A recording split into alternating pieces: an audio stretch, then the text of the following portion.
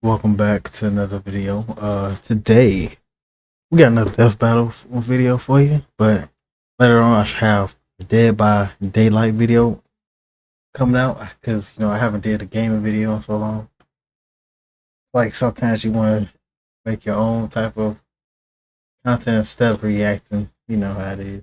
But let's get into it. It's gonna be Darth Vader versus Obito from Naruto. Now this one I'm gonna have to go with Obito on this, even though I know lick shit about it because I wasn't really into Naruto like that because I couldn't fuck with the backstory. The backstory is just like you don't need to know what happened to everybody when they was younger. It's like shit. It was more backstory than actual story. But one thing I can say is better than that Naruto shit. Can't get with it. Let's see. Most time I'm wrong about who's gonna win, but hopefully I'm right this time. And Yates. Again? The Iron Fist of the Galactic Empire ruled everything. All thanks to the super powerful super murderer Darth Vader. But beneath his spooky mask lay the husk of former nice guy Anakin Skywalker. As a child among the harsh wastes of Tatooine, Anakin longed to... Damn. Oh, in armor. I'm gonna say he's 6'7". In armor. Chosen one of the Jedi prophecy. Praying about Obi-Wan Kenobi and she Palatine. My cats is in the background fighting. He dislikes himself.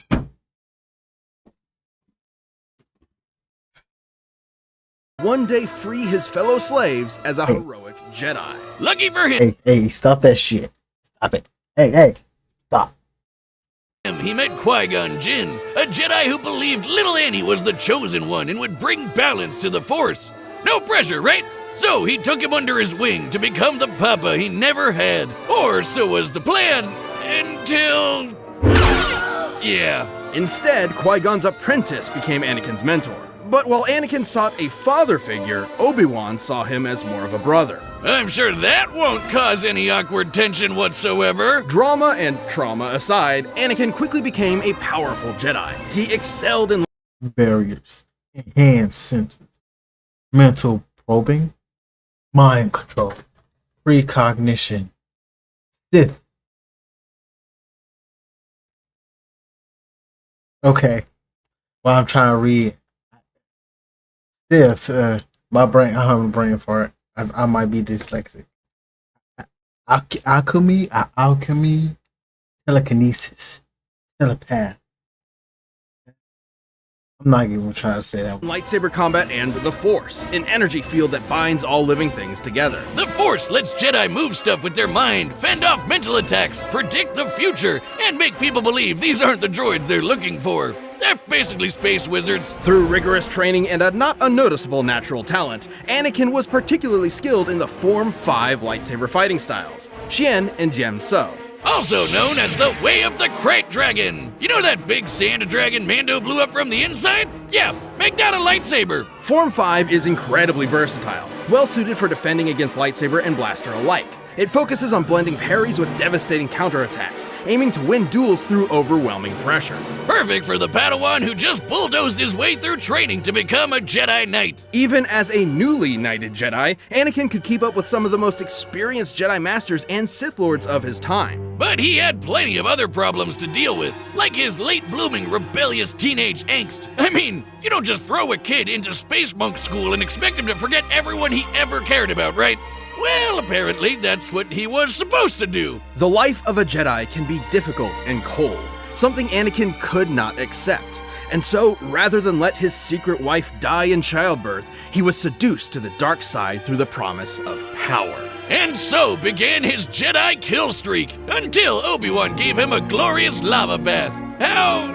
refreshing? But thanks to his new Sith Master Palpatine, our young warrior was saved, reborn, rebuilt. He was now Darth Vader.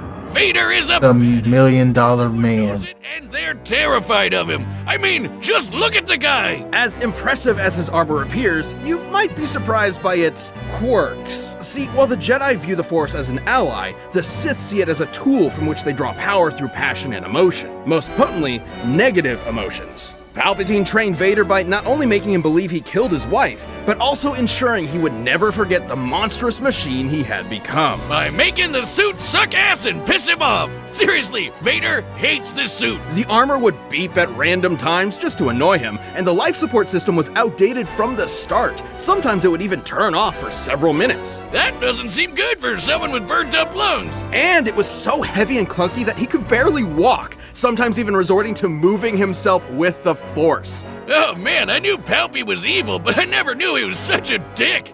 Hey, stop that. These issues, the armor fulfilled its true purpose, crafting Darth Vader into the Armor made of gold, steel, and obsidian, vacuum seal, high advanced X1 cluster missiles, LSA 9.3 laser cannons, class 4 hyperdrive, top speed to 100 kilogram miles, lightsaber, adjustable blade length.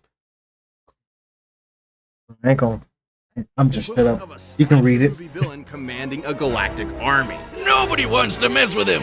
Thanks to the dark side of the Force, he can make maelstroms that blast everything away, form barriers that shield from all sorts of attacks, and choke anything that's even a minor inconvenience. Hell, sometimes he skips straight to crushing your lungs. One time, a droid named I-5 tried to kill Vader with a laser stated to move 300,000 kilometers per second. That's light speed, and Vader easily blocked it. And for as much bullshit as Palpatine threw at him, Vader was tough enough and stubborn enough to push through it. Palpatine knew that Vader would eventually try to kill him and take over the Empire. It's how the Sith work. So he constantly fanned Vader's hatred by sending assassins after him to make sure he was still worthy of being his apprentice. Oh, that's nothing. One time, he blasted off most of Vader's robo limbs, destroyed his armor, dropped him back on the lava planet, and told him to make his way back without the Force. An impossible task, yet one Vader accomplished. Yeah, because he really, really, really wants to kill Palpatine. Damn, Vader, him. He's like, I'll do it. But after that, I would have killed Palpatine, I'm just saying. And that hatred is apparently useful in keeping Force wielders alive, and has sustained many Sith in conditions that would otherwise kill them. I'm sorry, Liam Neeson. Should have hated a little more. Vader has killed hundreds, possibly thousands of Jedi, including Obi-Wan himself. He's fought entire armies on his own, and even taken on monsters the size of mountains. He's so unstoppable, an assassin droid hired to kill him quit the job because he calculated that Vader was impossible to kill. And in Ewok's material from the old Legends canon, a real deep cut, we know, lesser dark-side users like the Night Sister Shirral overpowered the Sunstar, an ancient artifact capable of shifting moons, a feat which would require energy worth over 12 septillion tons of TNT. That's See, shit like this. Never heard of that term before. What? We didn't learn this in school. Shit. I didn't even learn this in college when I went to those to the math class in college that I wasn't supposed to be in. We never calculated this shit. We never got to these numbers. I'm speechless. 24 zeros. But if you want something more recent, here's a planet blowing up while Vader was on it, and he's fine. But thanks to both his incredible power and the mercy and trust of his secret son, Vader would eventually avenge the atrocities of Palpatine. Even more important, he finally saved someone he loved. Ultimately, Anakin Skywalker truly did bring balance to the Force. Hokage, the leader of the Hidden Leaf Village and their strongest ninja, respected and loved by all. Though few have attained this title, many have strived for it. One such striver, sadly lacking in parents, wanted to both help people and be acknowledged by the rest of the village. And what better way to do that than having your face carved into a mountain? Yo, one thing I don't really like about Naruto is how they treat him shittily, mostly the whole shittily. That's not even a fucking word. The whole pretty much anime.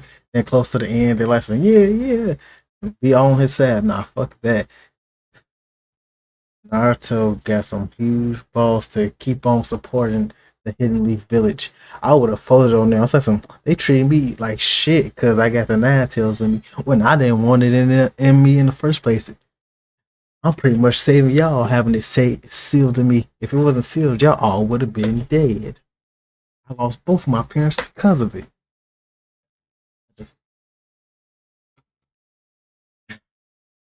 One of the things I didn't like about Naruto.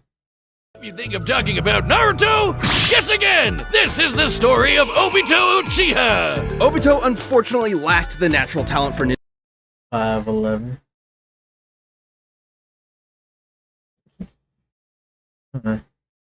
arts attributed to his Uchiha bloodline. So he signed up for ninja school and eventually joined a team with his rival Kakashi, his crush Rin, and their leader Minato. Where do you think I could get into a ninja school like that? Not one that teaches you to harness this form of chakra, a limited form of physical and spiritual energy that exists inside all human beings and, naturally, can be weaponized. He can use it to run up walls and make clones of himself, but even better, blow shit up! This is ninjutsu. Among its many techniques include elemental attacks, and the Uchiha specialize in...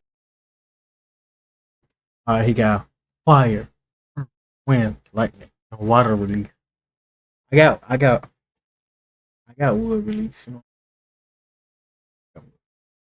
Chakra absorption, substitution, shadow clone, summoning, demonic statue of the outer path. In all things fire. Big fireballs, small fireballs, waves of fire, columns of fire, you name it, they've got it. So when Ninja World War III came along, it totally made sense to get this fire ninja involved at the age of 11. Yikes! Well, lucky for Obito, he had one more secret weapon up his sleeve, eye socket, the Sharingan. The Sharingan grants extremely precise vision, allowing someone to see the flow of chakra, predict an enemy's attacks, cast a variety of genjutsu illusions, and even break out of said illusions. Too bad he did. I didn't know Rinnegan would ever had all these paths. Let me save this for later so I can, you know, learn about the paths of Rinnegan. I didn't know he had all these paths. I'm a noob when it comes to Naruto shit, but I like the eye things, like the like nuts. I said nuts. Not Naruto's wife, Hinata. I like her eyes.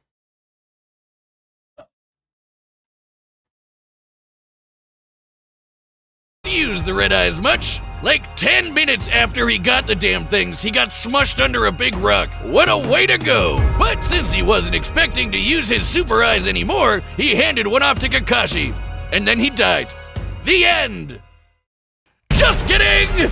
Miraculously, Obito survived long enough to be rescued by another Uchiha, the legendary Madara. Madara granted Obito a new body, regenerating the limbs he'd lost. You're probably thinking, oh, what a swell guy. Except he was not! Madara was brewing some plans for world domination and needed a pawn to carry them out. So he tricked Obito into watching Kakashi kill Rin, making him fall victim to the Uchiha's curse of hatred. Within the Uchiha clan, there exists an ideal of being extremely devoted to love. It has been speculated that if a particularly powerful Uchiha loses someone important to them, that love will be replaced with an all-consuming hatred. This is how Obito awakened his Mangekyo Sharingan. Or Red Eye 2.0. The Mangekyo gave him a new jutsu called Kamui. Ooh, that's cool. Suck his foes into another dimension and leave them there to die. He can even hide weapons in there until he needs them, like his gun by fan. But even better, he can phase through stuff. Well, not quite. Kamui gives Obito the power to move through objects in a manner that's similar to the common phasing superpower akin to the Flash or Kitty Pryde. In reality, it's much more complex, as Obito is actually teleporting parts of his body into the Kamui dimension whenever they overlap with other matter. See, there's his body parts right there. Well, if it looks like a duck and talks like a duck, it's phasing. Heads up! Yeah! Way later on, he also got another super eye. Man, he's really swapping these things around like a Prime sub on Twitch. This Rinnegan grants Obito the power of the 6 paths, giving him some nifty abilities like controlling gravity with the Deva Path, ripping out souls with the Human Path, and summoning giant monsters with the Animal Path. With all of the okay. Those are the paths. Okay, I was like, what the hell? I didn't know it had all them paths. stuff he'd gone through, Obito realized that the ninja world was corrupt to its core. His dream of everyone being happy and working together was never gonna happen. So instead, he agreed to carry out Madara's Giga Brain plan to control everything. Donning masks and multiple personas, he recruited a number of rogue shinobi to form the Akatsuki terrorist group and kicked off Ninja World War IV. All to revive the monstrous... I ain't gonna lie, I like their coats. The coats they wear. I'm thinking of getting it. I'll say, I feel like that's a little bit too weird for my age to do shit like that. Ten Tails. I know what you're thinking. Wasn't the whole point of this to stop war in the first place? And that's a very good question. Anyway, the Ten Tails! A living mass of near inexhaustible chakra, the Ten Tails possesses tremendous power. It can create massive thunderstorms and hurricanes, multiple clones of itself, and the devastating tailed beast bomb. Forget bomb! That's basically a super nuke! This chakra ball is so explosive, it can eclipse continents and reduce mountains to dust. Comparing the surface area of this blast to the surrounding mountains, dispersing that much mass within a fraction of a second must have yielded a kinetic energy worth over 13 septillion tons of TNT. That's 24 zeros! Again! But he might not win because Darth Vader destroyed the planet he was on and still survived. They probably gonna use that as a reason why he lose. I'm already seeing it. Obito wanted that power for himself and was willing to throw hands with anyone to get it. He's held up against master ninjas like Kakashi, Minato, and even Naruto in his monster energy drink form, which could outmaneuver the fastest attack from the light-speed Raikage. And he far surpassed all of them when he finally sealed the Ten Tails within himself, becoming its Jinchuriki. This little makeover granted him unlimited flight, power rivaling the legendary Sage of Six Paths, and the truth-seeking orbs. These special little bowling balls can shapeshift into any form the user wants, like a staff, giant arms, an umbrella thing, or this crazy spiral blade that apparently helped shape the whole world. Oh, holy shit, it's huge! The truth-seeking orbs can completely disintegrate anything they touch at both a molecular and spiritual level. Only those with the power of the Six Paths can resist their effects. Plus, with the Mangle monster in his system, Obito's regeneration got amped to the point where he could survive having half of his body control-alt-deleted away. All cards in his hand, he was ready for the final stages of the Giga Plan. He summoned the God Tree and prepared to launch the Infinite Tsukuyomi, a powerful illusion that would trap the entire world in a never-ending dream, free of conflict and sorrow. But the violent cruelty of the ninja world could only quiver in fear when the anime protagonist walked in the room. After getting 1-2'd by some talk no jutsu, Obito saw within Naruto the spirit of his former self, someone who was always trying to help others. And they'd say his heart grew 3 sizes that day. Obito joined Naruto and Kakashi in saving the world, giving his life to protect his friends. And in his last moments, he entrusted them with reaching the dream he had so long ago, to become Hokage, of which they both succeeded. Though he may have lost his ninja way, Obito Uchiha overcame his hatred and helped realize the world he wanted. Naruto. Again? He can't keep getting away with it! He won't. Actually, he will because we love him. This episode of Death Battle... I came for the fighting. Oh! Shit.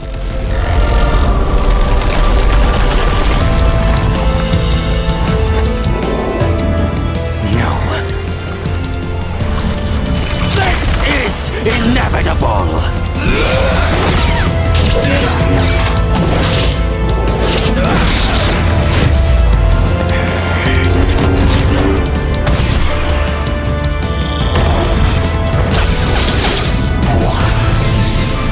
Yeah, take them black balls. Take them black balls. Yes. How you like them apples?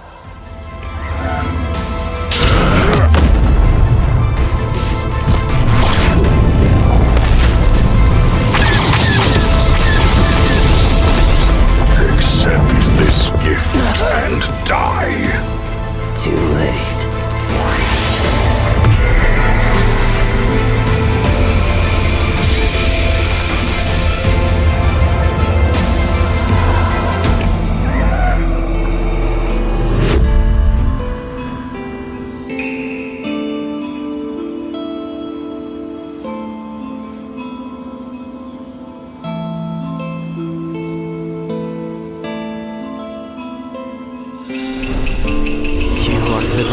from hell. Find peace in the next life. Yes, I'm right. Alright, come on, let's go. I'll win. I'll win.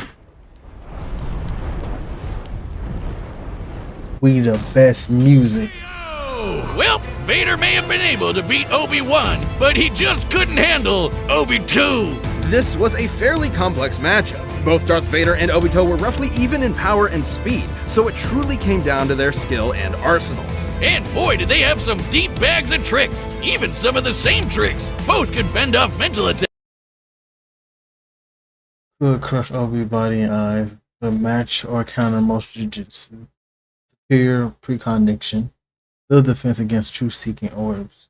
Inferior survivability. But then he survived with no legs and all that shit. Didn't he just say that? But hey, I ain't complaining. I'll take my win. More versatile powers and option. Greater regeneration and survivability. Multiple ways to bypass Vader's durability. Greater mobility and area effect. Let's come back. I was right. Let's go. I'll see you guys later.